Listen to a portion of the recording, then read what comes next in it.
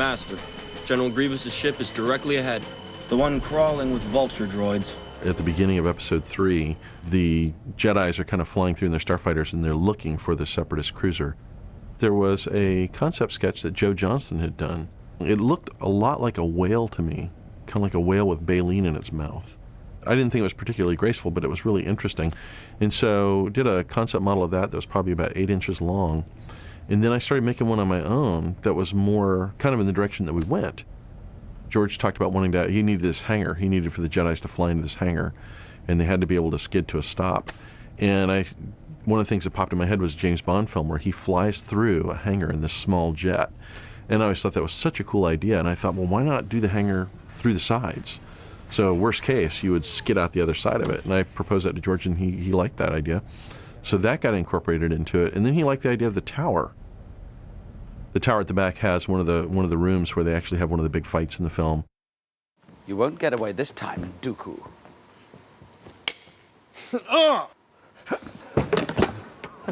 I'll take you on my own. And that has a totally different look and feel to it than the room that's at the front, where they're in during the crash sequence. And so you'd have these really different looks to it and these really different views from the window. So George liked that. But then we also kind of went in this other direction where we put this more like bird beak type front on it. And we refined the antenna with that structure on top of it. So there were a number of people involved in playing with that part of it. And then I built another concept model of that's probably about 13 inches long.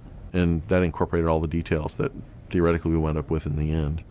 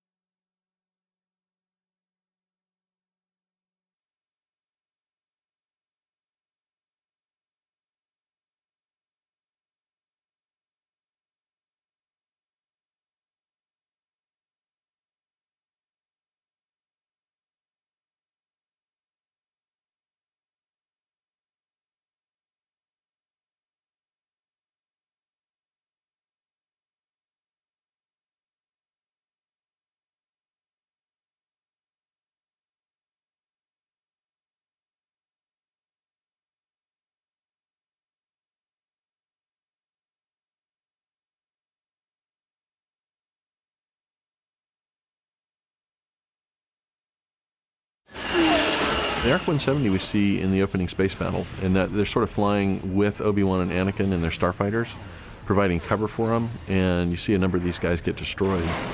It was really interesting because initially Ryan Church had done a painting with that ship in it, and it reminded me of a P-40 Warhawk that the Flying Tigers flew in China during World War II. It had that feel to it, and I really liked that. And it had the opening wings. It had 6 wings, so it was reminiscent of the X-Wing design. As far as a concept model went, we didn't do a large-scale model. We did a small one that was maybe 8 inches. And all it did was get us the basic proportions and shapes.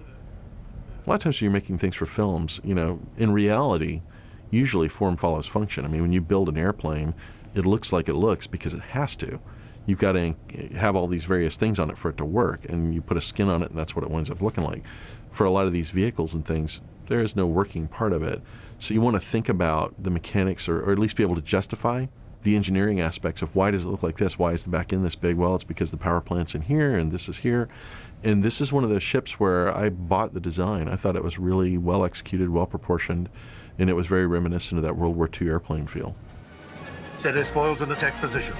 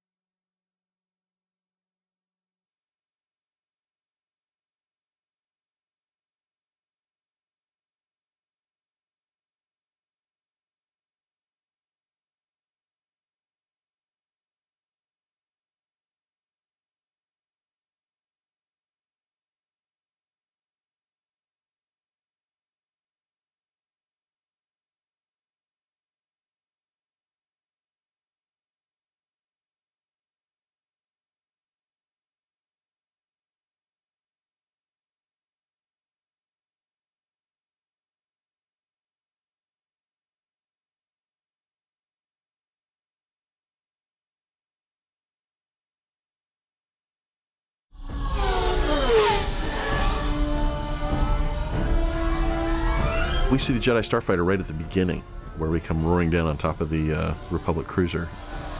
So we've got Anakin and Obi-Wan and their starfighters, and they're the same ship with different paint schemes. It was interesting because that is kind of a continuation of the Jedi Starfighter we'd seen in the earlier prequels. The Episode II Starfighter, where it was a triangle. There had been a toy that came out, and the toy opened up and had all these things inside of it. And George had seen that, and he really liked that. And so he started off there with the triangular ship. Then we started kind of moving in this direction where it's just more kind of an egg-shaped cockpit. It's got sort of a TIE fighter window at the front of it. It's got the wings that pop up, which are sort of like the TIE fighter. They've got a material on the inside of them, which isn't the same as the TIE fighter, but it's the same idea, that it's some kind of a solar collector or something like that. So we're definitely trying to sort of connect the TIE fighter to the Jedi Starfighter. I made a small model about 5 inches long, brought it in, showed it to George, and he really liked it. But then he proceeded to draw all over it with changes, which that was great. You know, it sort of gave me some real specific things to do. It actually went up with the cockpit being more elongated, ultimately, in the production version of it. And we also had to add R2-D2 into it late in the game. And it was a cheat, because if you stick all of R2-D2 through the wing of the ship, there's a lot of R2-D2 hanging out of the bottom of it. So it's kind of a cheat. It visually looks like he could fit in there, but there really is no way he could.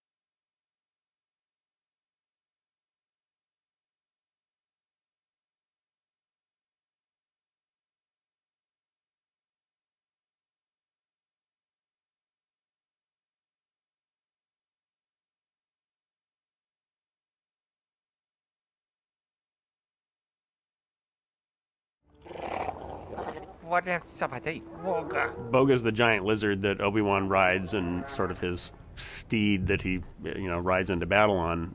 You need to be this noble, powerful animal that could manage this sinkhole terrain on Utapau. It started that there was a possibility of there being all sorts of giant lizards that were ridden We actually did a series of both in drawing and sculptures of different lizard shapes and types of lizards and how they might manage the terrain, and the idea of the sort of gecko pads that could stick to the walls and the surfaces so they could climb better.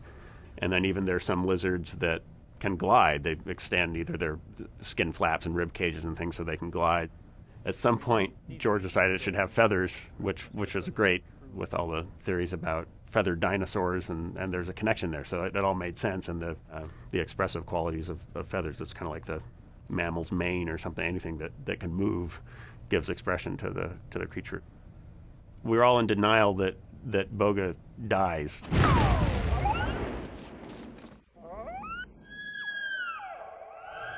At some point, George told us that Boga was going to die, and we were also attached to the idea that can't he? He wouldn't die if he just fell. He would survive, couldn't he? Couldn't he survive? He's a tough lizard. So I was kind of glad in the end that it wasn't explicit that he died, but I think that was the original intention, is that he was going to sacrifice himself, and Obi-Wan barely makes it. So that was get attached to these critters.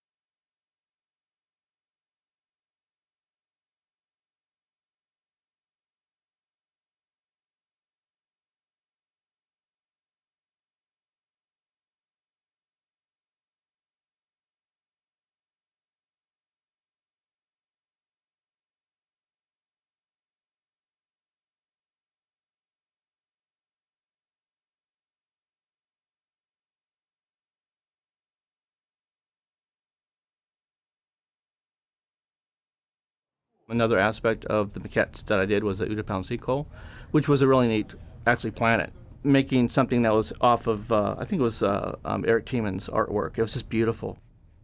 And it got me really excited, and I thought, okay, well, I'm going to make this down to, it's a maquette, so this thing is huge. The whole sinkhole itself is like, ships fly into it, so I definitely wanted to make it big enough but not too small to see some detail and everything. So it ended up being 1/72 hundredth scale, which is pretty big, but knowing that 1/8 of an inch is like 75 feet, which is pretty intense when you think of sculpting something that small. I had to just initiate little areas of the sculpture, kind of just painted it like a off-white color to let George know that each was a platform inside the sinkhole, to let him know this is where these little architectural areas are. During the meeting, when we walked in and he saw it, he goes, "Oh, this is great." And then when he was explaining how the ships fly in, he went with his finger. He went, and ships fly in like this, then go around. And it was neat to see him being able to use this maquette I did as a demonstration tool for the rest of the artists. Okay, we'll start this day off well. All right. After it was all done, he stamped it with a fabuloso, which was a great stamp of approval of a sculpt that he really loves. And it's one of those things where, for me, it was such an honor to get, stamped on the first day.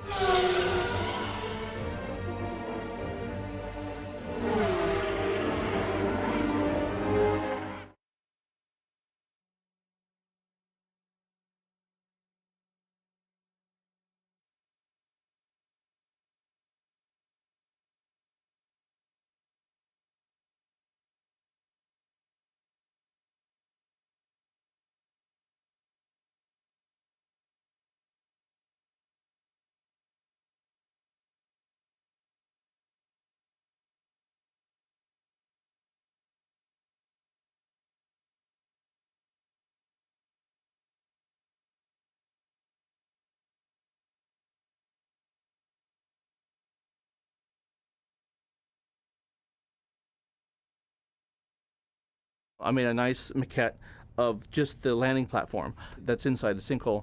George wanted us to look at some other kind of things that were done before, but have originality to it, that has a mixture to, hard edge kind of architecture to soft and organic, and it was something that was made against like rock. He wanted to make sure it was something that was capable of working and also, very advanced, that would actually work in this system and on this planet. So making something bigger on the landing platform was really actually a pleasure, because doing something that's a little bigger scale, you could put more detail into it. So I had little antennas on the edge of this thing. The sides and the corner had some kind of bone structure look that was actually made it more of really a character into this environment. That's great.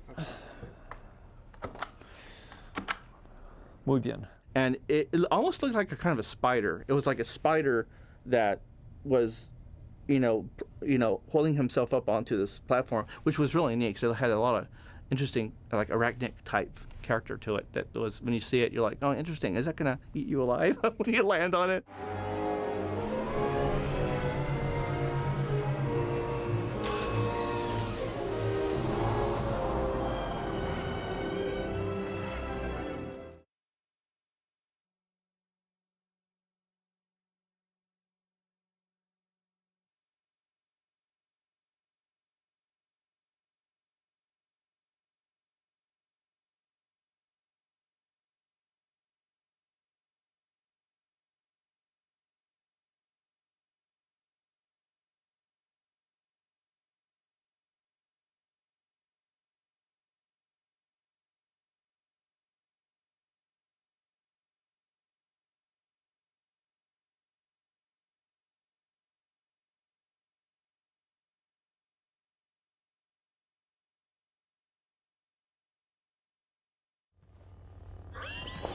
General Grievous was the new bad guy for Episode III, the leader of the droid army.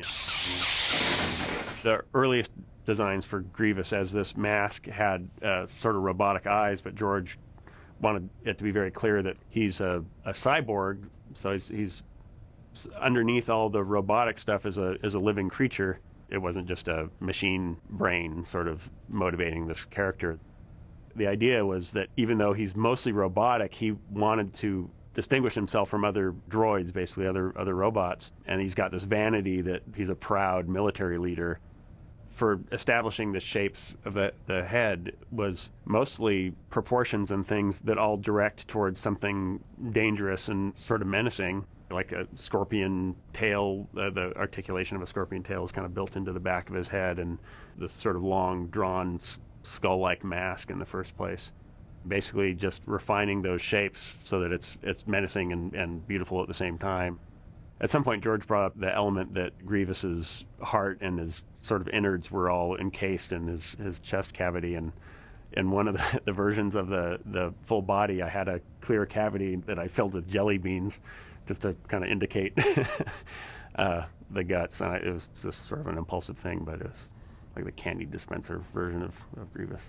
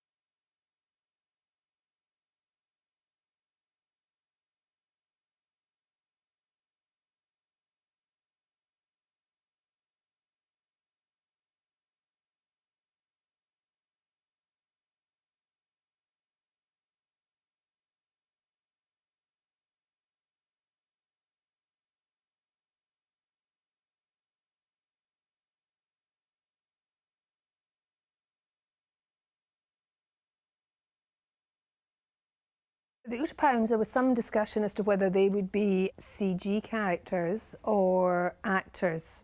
George always was planning on them being very tall and being very thin, and I think that was perhaps why initially there was some thought that they would be CG, because to get very tall, very thin, very interesting actors is difficult. And I mean, Bruce is fantastically interesting, his body, his capacity as an actor. He's a really good actor.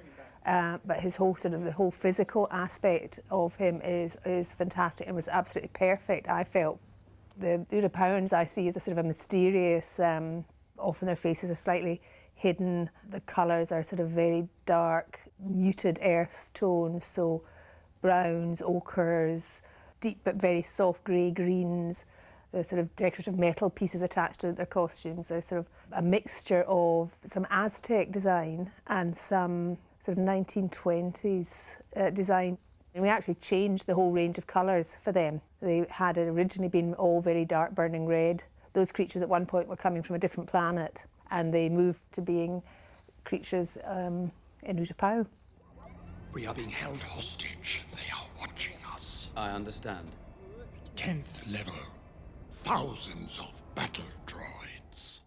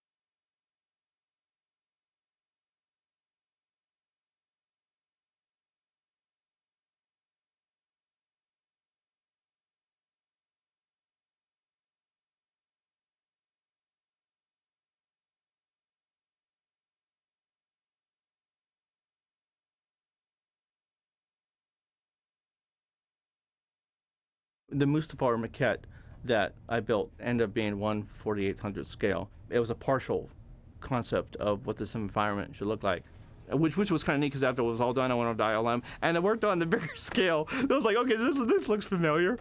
It was actually neat to be able to do one kind of environment that was flat but had a lot of different variations of detail into it. I mean, you had these areas that were horizontal and vertical. The ground was like almost like an earthquake happened. It was all different kind of shapes and stuff happening. When I did the rocks, I just kind of like had this mindset of sculpting. I have it, okay, we want to have it chiseled look to some areas, have it real menacing and evil because it's Mustafar, you know.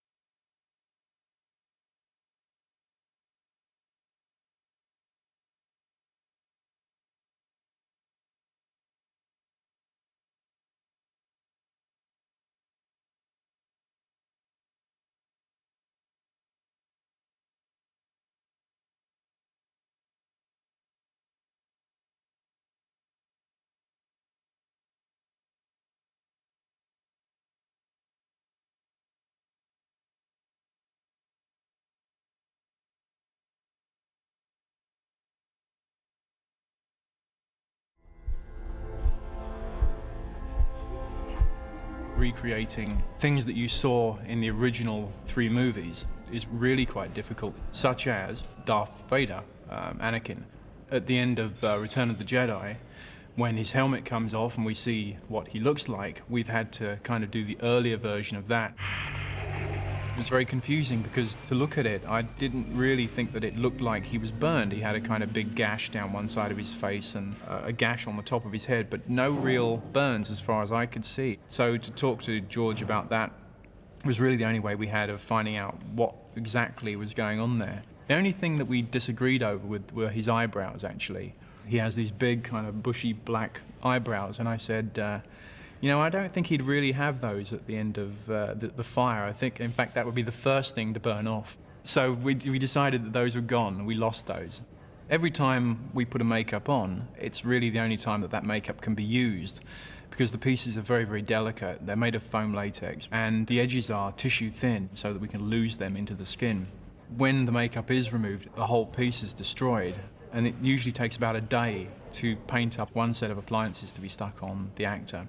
We'll have like 10 faces ready, and they'll all be painted exactly the same. Every skin pore, every dot, every broken blood vessel, every single thing is all perfectly painted on there. And then when we stick it on, we know it's going to be exactly the same every single day. Mind that, will you? One of the very first things that George said was, how are we going to do a PG burn? Even if you stylize it a little bit, you still have to make it quite graphic in order to make it really look like a fresh burn, because when we see it, it's just happened, you know. I told you not to go surfing at night with a torch. So I went back to him and I said, look, how much can we get away with here, and how nasty can we make it? And he basically just said, do what you have to, and do, you know. So I'm amazed. I think this is some very dark imagery for a Star Wars film, and of course this is the darkest Star Wars film anyway, probably out of all of them.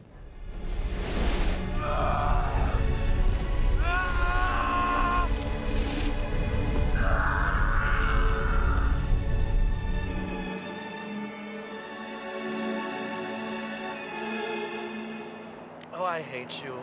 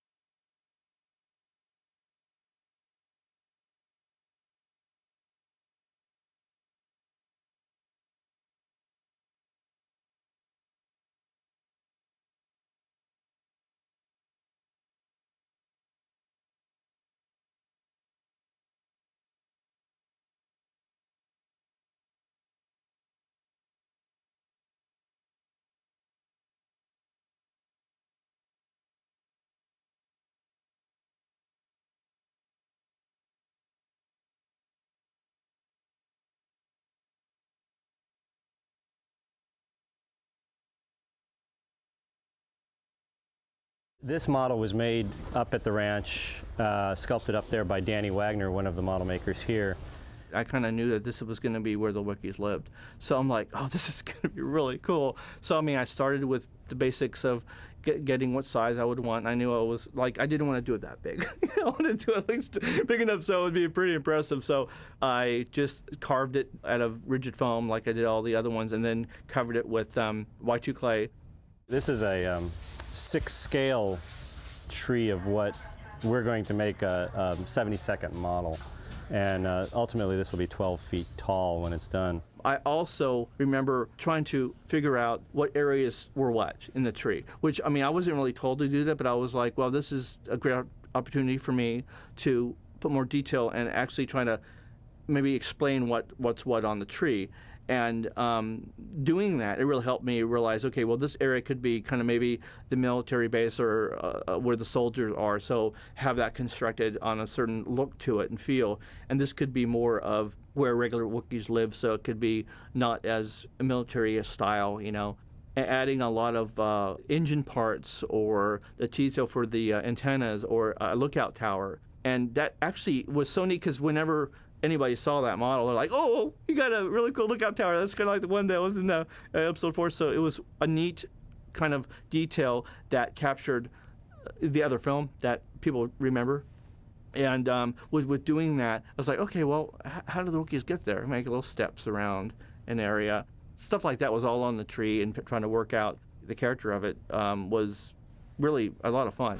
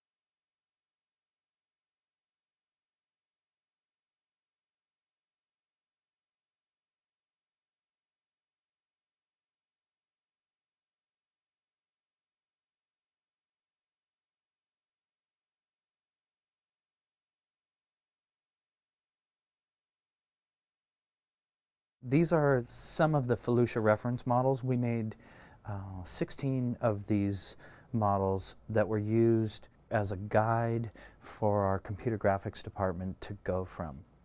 They wanted the landscape with the plants. They showed me good pictures of it, some nice colored illustrations, and it was supposed to be on another planet, something that was otherworldly. There was 3 or 4 different plants I made, and then we reproduced several of them. The details were easy enough because they're plant shapes, things I've done time before, nice textures and leafy things. The most difficult part was the casting of them. I sculpt them in clay, as I usually do most things. Then we make a mold off of that, and then we start casting in whatever material we think is appropriate. And in this case, they wanted them transparent, not just translucent, but transparent. And that's not easy to do with plastic that's available and the mold material, which is a rubber, that are not always compatible. And when you finally find one that is compatible, there's a lot of preparation, like mold releases and a whole bunch of things, and you hope they come out every time, and they don't always come out every time. So that part was the challenge. All of the different plants had very different designs and sort of philosophies and looks to them. This one is a bit more opaque overall. However, we wanted to make sure that we were able to pick up the interior structure. So this thing actually has, you know, some sort of skeleton inside of it holding it up. This is the prototype model of what the Felucia ground plane will end up looking like. So those plants that we just saw would be, you know, in here, sort of nestled in here, and really densely packed. So the plants themselves create more of a jungle sort of feel.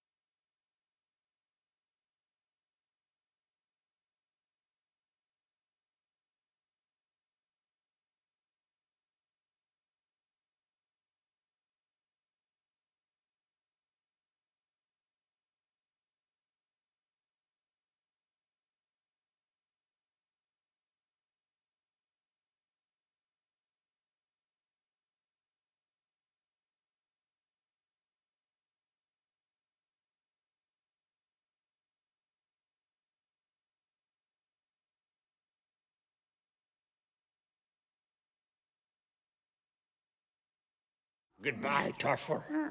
Goodbye, Chewbacca. Miss you, I will. We've had to basically body cast every single actor who's playing all the Wookiees. So that means not only full body cast, but full head cast, hand cast, feet casts. And then we've had to produce fiberglass versions of those so that we can build up the muscles and the muscle structure, and then build all the hair suits and everything that's got to go on top of that, as well as the mechanical heads. I don't think anybody's ever attempted to do this many mechanical masks on screen before. You know, this is quite a big thing. And they're basically being built exactly the same as the original Chewie, so the actors have control of their own mouths. So when they open their jaws, the lips move, and the eyes are theirs. You know, so that you're basically looking into the eyes of the actors who are inside the Wookiees. If you look on the original, the only reason that Chewie's mouth was never shut, because in the lips there were reverse magnets. Right. So his mouth never actually closes because you can't, which compensates the jaw as it opens and closes. We had the original mask here, but the face was covered in fur. It's covered in like an inch of fur or more over the great majority of it. It's quite difficult to kind of gauge, how to sculpt a Wookiee without actually the fur. I found a couple of very, very rare pictures. And it gave us some idea of what it looks like. And of course, Chewbacca has to look like Chewbacca. I mean, there's no doubt about it. And we're still adding loads of extra hair, combing it and curling the hair and trying to get everything as perfect as we can so that when we see him, there can be no doubt, because there's going to be a lot of other Wookiees about. We don't want anybody to have any doubt which one is Chewbacca. And then the only thing we need you to tell us is if the inside is really comfortable. Seeing Peter Mayhew come in and dress up in pretty much his original costume, it's the one that we built, was absolutely magical, and Peter's a wonderful person anyway and very, very easy to work with, and he really wanted to go back into the suit, and a lot of people who go in these suits, once they're finished, they don't ever want to go in a suit ever again, but Peter really enjoys the process, and he is Chewbacca, he kind of is Chewbacca without the suit and the makeup, actually, just the way he moves, and he's got long hair down to here, and you can see the silhouette. If you squint your eyes a bit, you can still see Chewbacca standing there, And of course, the droids are done in this workshop as well, and R2-D2 trundled on and met him, and he was really pleased to see R2-D2. It was a fantastic moment, fanboy moment.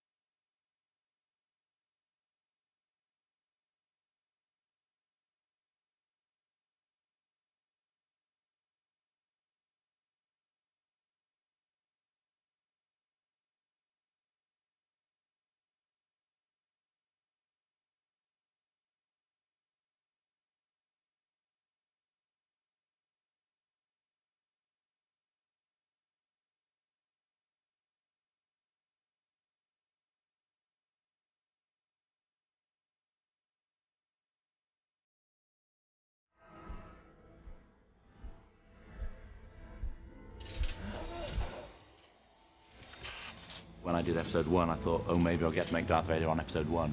And now finally he is in episode 3, and we're getting to make him, and that's great.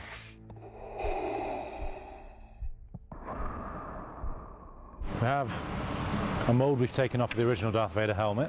As we looked at the original helmet, we've noticed it's totally asymmetrical.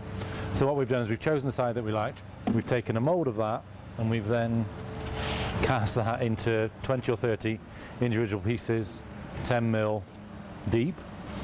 We've then, from one half, taken a template, put them in, done the other side. So we know that we're symmetrical. So that's Darth Vader's helmet as a contour map. Then Tim, who over here, has had the job of cutting out card to each of these shapes. He's then put them together over a centre point, and we are now starting to get back to a Darth Vader shape that we know will then be symmetrical. We're also working on the face piece. I never realised it when I was watching the films, but when we actually came to start working on this, we've noticed that it's not a symmetrical shape.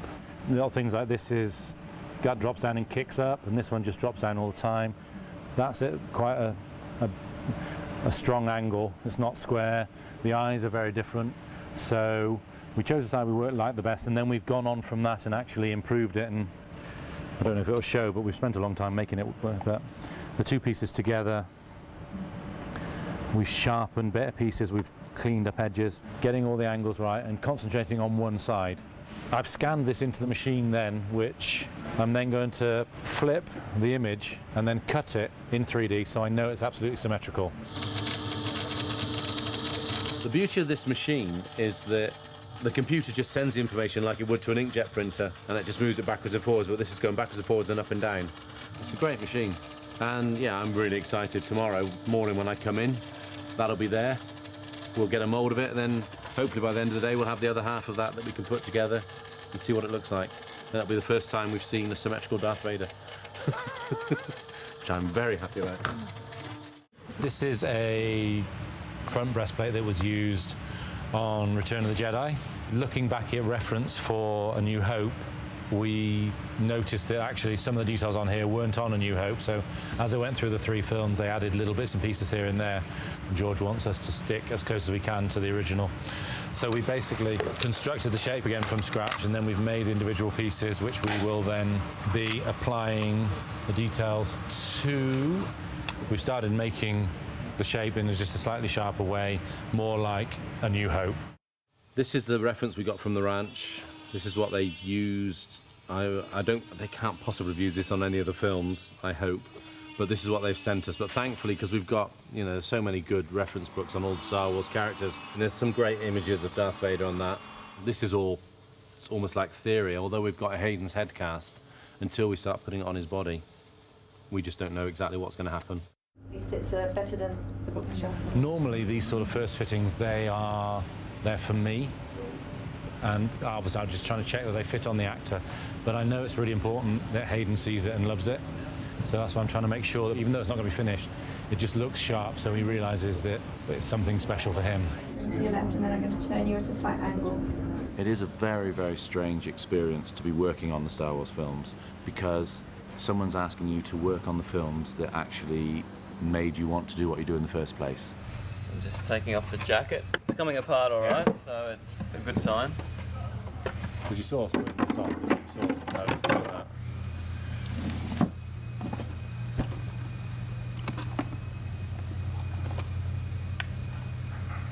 So it's all the hard bits removed.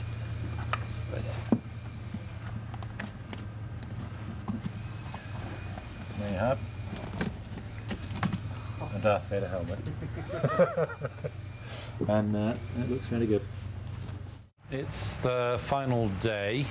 We've had a final fitting with Hayden yesterday, and now we're just giving it the final polish, and then we can put the eyes back in and the grills back in, and then he's a done thing.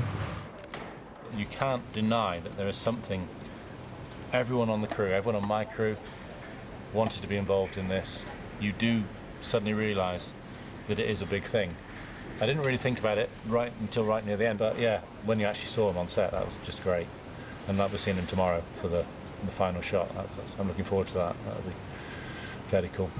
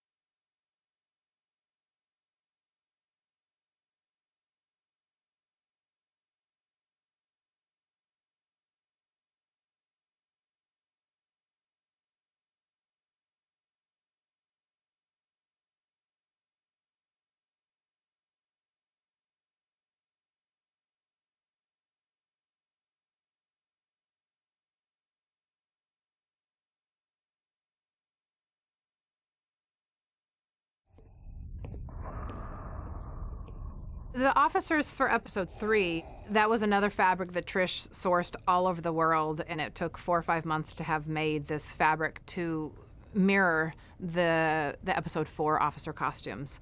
Because, those costumes were made in the 70s, and it was very difficult to find something that was at least, similar.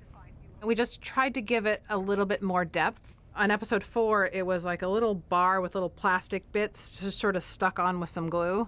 And then, this one is a little bit more thought out, and it's very reminiscent of it. But at one point we thought about, changing the jacket up so it closed on the other side. And then we thought, let's not mess with it. Let's just kind of leave it the way it is and bring it a little bit, fresher look. We probably made 20 costumes, with the jacket and trousers and a long wool coat and the hats. Unfortunately, the coat didn't get seen in the film, but we toted that fabric all over the world just in the event that, George wanted to have those.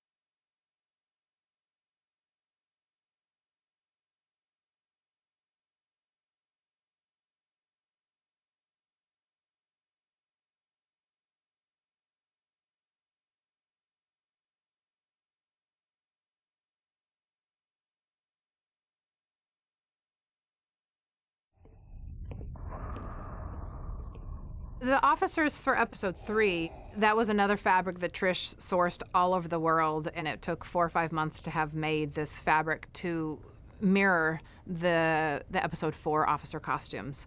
Because, those costumes were made in the 70s, and it was very difficult to find something that was at least, similar. We just tried to give it a little bit more depth. On episode 4, it was like a little bar with little plastic bits just sort of stuck on with some glue.